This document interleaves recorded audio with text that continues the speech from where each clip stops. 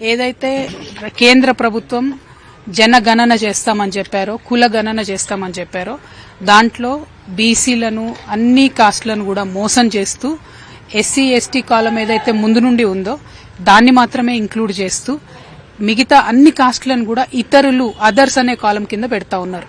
దీనివల్ల బీసీలకు గాని వేరే కమ్యూనిటీస్కి గాని అందులో ఉండేటటువంటి ఉపకులాలకు గాని తీవ్రమైనటువంటి నష్టం, అన్యాయం జరగబోతా ఉంది.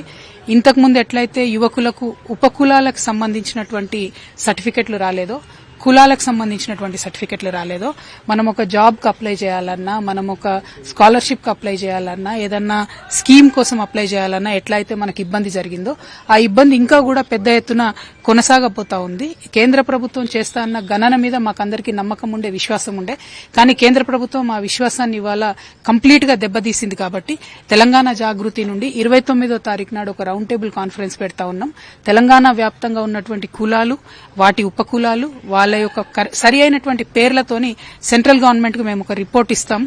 ఆ పేర్లు ఇంక్లూడ్ చేసి లెక్కలు తీసినట్టయితేనే ఎవరు ఎంత ఉన్నారో తెలుస్తుంది.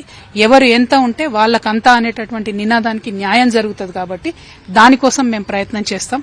కానీ కేంద్ర ప్రభుత్వం చేస్తున్నటువంటి ఈ మోసాన్ని దయచేసి తెలంగాణ బీసీ వర్గాలైన, తెలంగాణలో ఉన్నటువంటి బుద్దిజీవులు, ప్రజాస్వామ్య వదలైనటువంటి అందరూ కూడా గ్రహించాలని చెప్పి కోరుతూ, ఇది బీజేపీ పార్టీకి తగదు. మీరు బీసీలనే కాదు యావత్ ప్రజల్ని కూడా మోసం చేస్తా ఉన్నారు. అన్ని రకాలుగా ఒక సమాజం ముందడుగేయాలంటే కనీసం మనం ఎంతమంది ఉన్నామో తెలియాలి.